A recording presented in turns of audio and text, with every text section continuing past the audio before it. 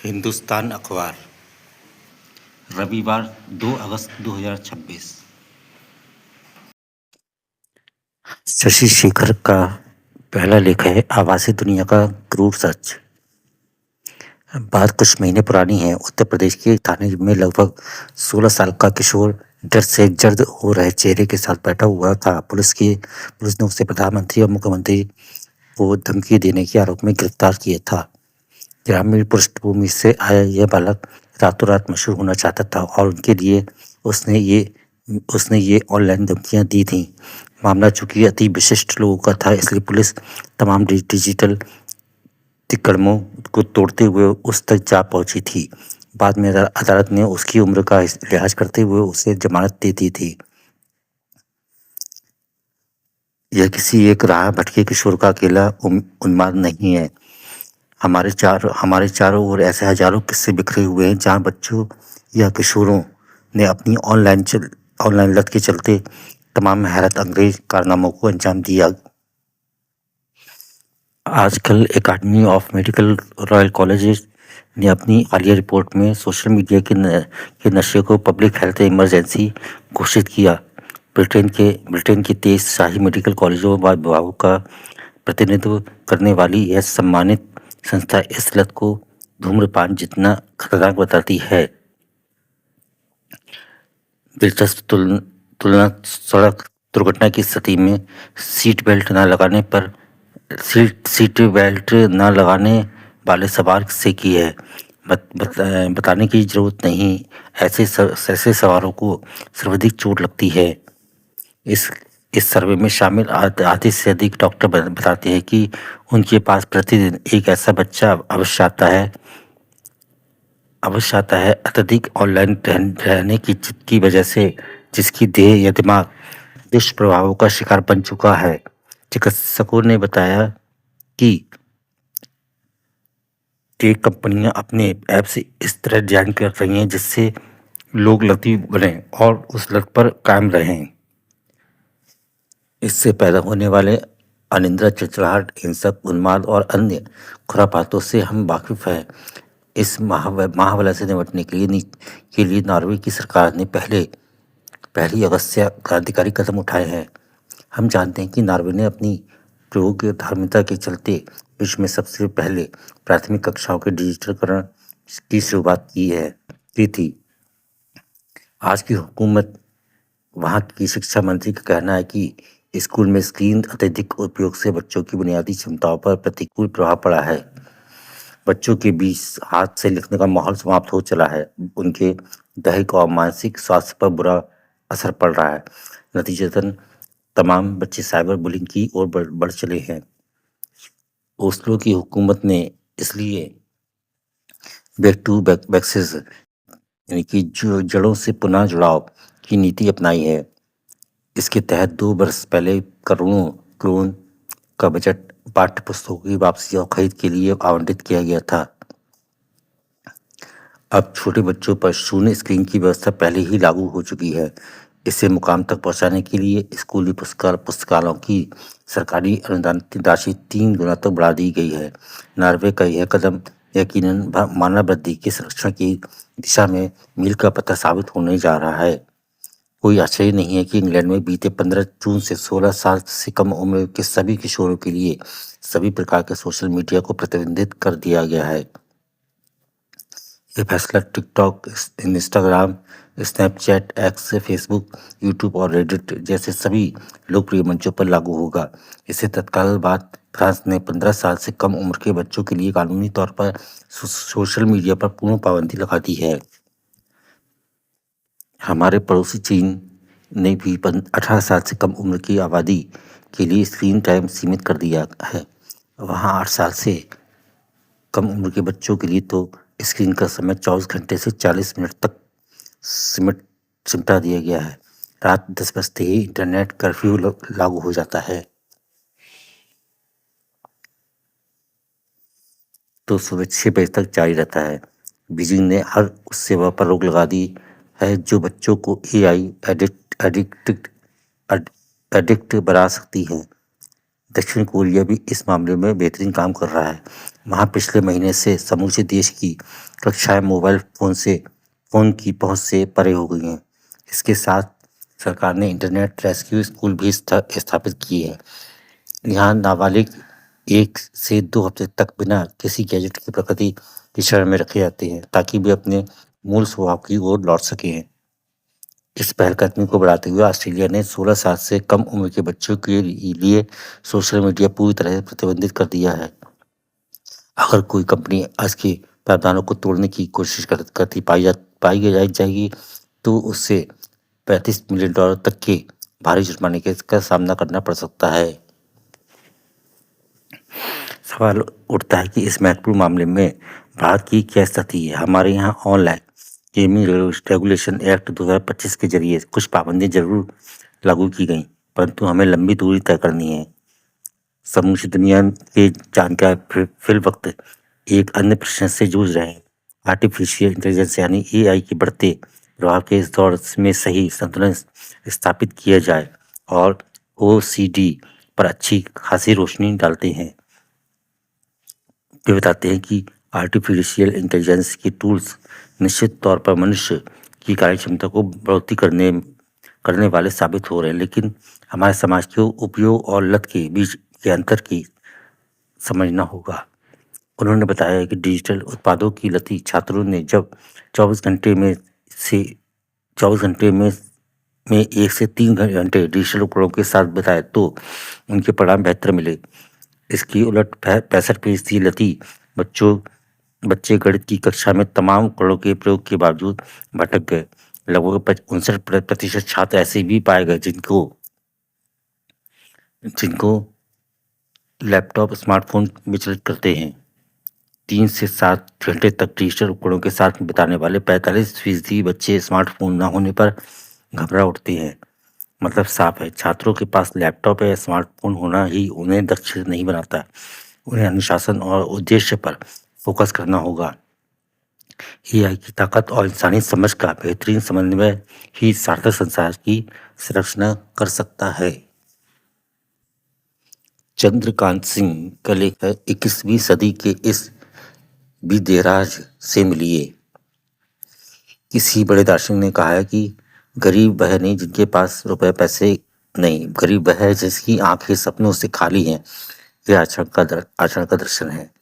अपने आसपास कस्बे जनपद ही नजरें घुमाएं तो ऐसे अनेक लोग दिख जाते हैं जिन्होंने ख्वाब देखे, उनकी तामीर में खुद को झोंक दिया और बेमिसाल बन गए। इनमें से कई तो ऐसे हैं जिनके पास बड़ी डिग्रियां नहीं, मगर विश्वविद्यालयों ने उन पर नाश किया है। जमाने को उनसे रश्क हुआ। आज एक ऐसे ही शख्स विवेक संगारी की दास्तान, जिनकी दरिया दिली के आगे कई अरबपति भी बौने नजर आते हैं। आज से करीब 50 साल पहले छत्तीसगढ़ के भिलाई शहर में जन्मे विवेक महज 4 साल के थे जब माँ चल बसी थी। भाई, यह एक ऐसा दर्द था जिसे खुद विवेक भी अब बयान नहीं कर सकते। दुनिया का कोई शख्स, कोई साहित्यकार इसे दर्ज नहीं कर सकता, क्योंकि उम्र के उस मोड़ की पीड़ा को व्यक्त करने की कुव्वत किसी परिकव्य में हो ही नहीं सकती। जाहिर है, विवेक और उनकी छोटी बहन को उस वक्त पिता के प्यार और स्नेह की बहुत जरूरत थी, मगर वह अपनी ही दुनिया में धुत रहते थे। शराब और जुए की लत उन्हें अपनी ही संतान से गाफिल की रही। आखिर नाते रिश्तेदारों की सलाह पर बच्चों को उनके चाचा के सुपुर्द कर दिया गया। चाचा ने सामाजिक दबाव में उन्हें रख तो लिया, मगर वह अपने गैर जिम्मेदार नशेड़ी भाई का अक्सर देखते रहे। विवेक जिन परिस्थितियों में पल बढ़ रहे थे, उनका प्रभाव उनकी पढ़ाई पर पड़ना ही था। जाहिर है, उनके नतीजे अच्छे नहीं आते और चाचा की बेजारी कुछ और बढ़ जाती। यह वही दौर था जब भारत को राजीव गांधी के रूप में अपना सबसे नौजवान प्रधानमंत्री मिला था और देश के भविष्य को संभालने में उनके सपने पुरजवान थे। केंद्र सरकार ने computer library and studies in school school कार्यक्रम ने छोटे-छोटे शहरों की सरकारी उच्च माध्यमिक विद्यालय स्कूलों में कंप्यूटर की आमद सुनिश्चित कर दी थी। विवेक तब 11 साल के रहे होंगे। एक दिन स्कूल के गलियारे से गुजरते हुए उन्होंने देखा कि कुछ लोग हाल में मशीन लगा रहे हैं। उन्होंने पहली बार कंप्यूटर देखा था। वह मुग्ध भाव से उसे निहारते रह गए। एक अनपढ़ ख्वाब तत्क्षण आंखों में उतर आया था। महीने बीतते गए, उस ख्वाब ने आकार लेना शुरू कर दिया। खेल कूद की क्लास के वक्त जब सारे बच्चे बाहर क्रिकेट खेलते विवेक के कदम अनायास लैब की तरफ मुड़ जाते थे। वहां कोई सिखाने वाला नहीं था। एक मोटा सा मैनुअल था जिसकी मदद से विवेक खुद ही सीखने में जुटे रहते थे कि कोडिंग कैसे करें। कंप्यूटर समझने की धुन एक बार सवार हुई तो गहराती चली गई। दादी ने गुल्लक में कुछ भी थाती सौंपी थी। वह शहर के विभिन्न केंद्रों में कंप्यूटर चलाने की प्रति घंटे फीस पर खर्च होती रही। विवेक की जिंदगी का यह वह दौर था जब उन्हें लग रहा था कि सब कुछ हाथों से फिसलता जा रहा है, जिसे वह नियंत्रित कर सकते थे। कॉलेज का वह पहला साल था। चाचा ने पहले पढ़ाई के पैसे देने बंद किए और फिर एक दिन घर से निकाल दिया।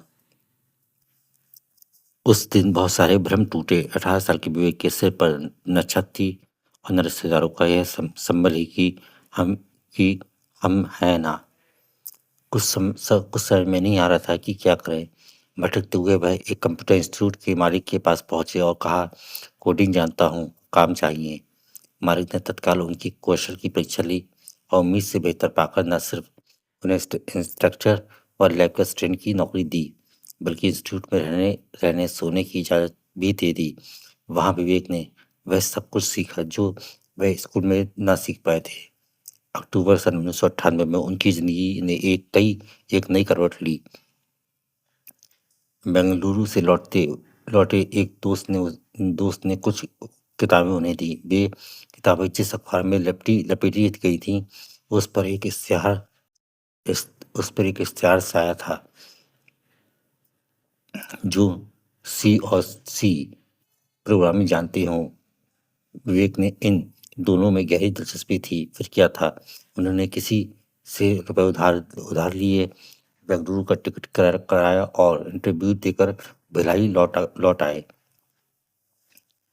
कुछ दिनों में कंपनी की HR से फोन आया, आपकी तनख्वाह 7,000 रुपये मासिक होगी। चूंकि अभी आपके पास कोई डिग्री नहीं है, इसलिए निचले पद पर ही नियुक्ति मिलेगी। विवेक के पास इनकार की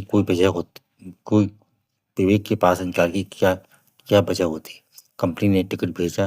वे बेंगलुरु पहुंच गए। वहां पहुंचकर पता चला कि नौकरी उनसे वह ज्ञान मांग रही है जो उनके पास है ही नहीं, मगर तुम बेहतरीन कर सकते हो। जो भरोसा पिता चाचा स्कूल शिक्षक से मिलना चाहिए था, वह उन्हें उनके बॉस ने दिया। बॉस ने अमेरिका से कुछ किताबें भिजवाई। फिर तो विवेक सिर्फ कमाल करते गए। एक साल में ही तनख्वाह सीधे 40,000 रुपये मासिक कर दी गई थी। अब मौके उनके हाथों में थे और दौलत उनके कदमों में थी। फिर उन्होंने वह किया जो एक श्रेष्ठ मानव भी कर सकता है। उन्होंने अपनी 96% तो संपत्ति दो दोस्तों के साथ मिलकर स्थापित एकलव्य ट्रस्ट को दान कर दी। 4% को अपने लिए प्राप्त बताया। एकलव्य ट्रस्ट आज 300 अनाथ बच्चों की पढ़ाई और उनकी हर तरह की जरूरतों को देखभाल कर रहा है। आज भी विवेक की सारी तनख्वाह सीधे ट्रस्ट के खाते में चली जाती है। यह दुनिया सचमुच विवेक श्रृंगारी जैसे विधेय राजों से ही खूबसूरत है। ज्ञानेश उपाध्याय का लेख है, अपने प्यारे भारत का ध्वज लहराओ। वह गुलामी का दौर था जहां देखो वहीं ब्रिटिश ध्वज वहीं ब्रिटिश ध्वज यूनियन जैक लहरा दिया जाता था। एक दूसरे को बार बार काटती रेखाओं वाला ध्वज। शायद एक दूसरे को काटती रेखाएं साम्राज्यवादी का प्रतीक हैं। यहाँ भारत तो हर अवसर पर जो स्वास्तिक बनाया जाता है, उसमें भी रेखाएं एक दूसरे को बगैर काटे परस्पर जुड़ते हुए सुंदर स्वरूप को साकार करती हैं। वैसे ऐसा ध्वज चिंतन दुर्लभ था, पर आंध्र प्रदेश में जन्मे वह पूर्व सैनिक यूनियन जैक को देखते ही बेचैन हो जाते थे। वह ब्रिटिश सेना की ओर से अफ्रीका में द्वितीय बोअर युद्ध में शामिल हुए थे। सुबह शाम यूनियन जैक को सैल्यूट मारने की मजबूरी थी। जब सेना छुट्टी जब सेना छूटी तभी सैल्यूट मारने से छुटकारा मिला। क्रांतिकारियों से के संपर्क में आए, भाषा पढ़ने लगे तो जापानी भाषा के विद्वान हो गए। किसान किसान हुए तो कपास की नई किस्म विकसित हुई। देश की चिंता हुई तो कांग्रेस में शामिल होकर उसे कलकत्ता अधिवेशन में पहुंच गए। साल 1906 में भारतीय राष्ट्रीय कांग्रेस का 22वां अधिवेशन था। वहां अधिवेशन में उनकी नजर बार बार यूनियन जैक पर जा ठहरती थी। उन्हें यह बात कचोटने लगी कि जो कांग्रेस भारत के बारे में सोचती है, उसके अधिवेशन में भला ब्रिटिश ध्वज का क्या काम। उन्होंने वहां अन्य नेताओं से भी कहा, तब उनकी बात पर किसी ने कान नहीं दिया। वही उन्होंने संकल्प लिया कि वह स्वयं ध्वज की रचना करेंगे। उन्होंने एक एक कर ध्वज के अनेक डिजाइन तैयार किए। वह बहुत हिम्मत से साल 1916 में एक पुस्तक भारत के लिए एक राष्ट्रीय ध्वज की रचना की। साल 1918 से 1920 तक वह कांग्रेस में अपनी पुस्तक के लिए घूमते रहे कि भारत का अपना ध्वज होना चाहिए। इस बीच वह मछलीपट्टनम के एक कॉलेज में लेक्चरर बन गए ताकि ज़्यादा से ज़्यादा विद्वानों और लोगों को ध्वज के बारे में बता सके। आखिरकार वह दिन आया। साल 1921 में कांग्रेस के अधिवेशन में भाग लेने के लिए वह विजयवाड़ा पहुंचे। वहां उनकी मुलाकात महात्मा गांधी जी से हुई। वैसे तो गांधी जी से दक्षिण अफ्रीका में ही मिल चुके थे, पर इस बार गांधी जी ने उनकी दलील पर गौर किया। ध्वज वाली पुस्तक को ध्यान से देखा और कहा, पिंगली बैकाया जी, आपका काम बहुत सराहनीय है। हमारे भारत का भी ध्वज होना चाहिए, जिसके लिए हम संघर्ष कर रहे हैं। अफसोस, उस अधिवेशन में भी यूनियन जैक लहरा रहा था। गांधी जी ने ध्वज में तत्काल कुछ सुधार के लिए कहा। महज 3 घंटे में वेंकैया ने भारत का ऐसा तिरंगा ध्वज डिजाइन किया कि गांधी जी ने देखते ही मंजूर कर लिया। लगे हाथ गांधी जी ने अपने अखबार यंग इंडिया में लिखा, हमें अपने राष्ट्रीय ध्वज के लिए अपने प्राणों का बलिदान देने के लिए तैयार रहना चाहिए। जो आंध्र नेशनल कॉलेज मछलीपट्टनम में कार्यरत हैं, विभिन्न देशों के ध्वजों का वर्णन करते हुए एक पुस्तक प्रकाशित की और हमारे राष्ट्रीय ध्वज के कई मॉडल तैयार किए। ध्वज की स्वीकृति के लिए कांग्रेस के अधिवेशनों के दौरान उनके संघर्ष की मैं सराहना करता हूँ। नतीजा यह पिंगली वेंकैया रातों रात प्रसिद्ध हो गए। लोगों ने उन्हें झंडा वेंकैया नाम से पुकारने लगे। उसके बाद से कांग्रेस के अधिवेशनों में तिरंगा फहराने की अनौपचारिक शुरुआत हुई। 2 अगस्त को जन्मे पिंगाली वेंकैया सन 1876 से 1963 में अपनी धुन में मस्त रहने वाले महापुरुष थे। देश की आज़ादी के बाद उन्होंने सक्रिय राजनीति से किनारा कर लिया। वह भारत सरकार के सलाहकार हुए। भारत के कोने कोने और कण कण का उन्हें पता था। उन्हें एक नया नाम भी मिला, हीरा वेंकैया। देश की अथाह सेवाओं के बावजूद उनमें रत्ती भर लोभ नहीं था और कुछ न कुछ बहुत बड़ा करने की उनकी इच्छा बनी रहती थी। उनके निधन के बाद वसीयत के मुताबिक उनकी देह को उनके द्वारा डिजाइन की गए तिरंगे से ढका गया। देह को चिता पर रखने के बाद तिरंगे को हटाया गया और एक पेड़ की ऊंचे शाखा पर फहरा दिया गया। आज भी झंडे में उनके दिए 3 रंग हैं। बस उनके चरखे की जगह चक्र आ गया है। उनके ध्वज में देश की शक्ति का प्रतीक केसरिया है, पवित्रता का संकेत श्वेत है, समृद्धि का संदेश हरा है और बीच में जय घोष करता चक्र है कि चले चलो बड़े चलो।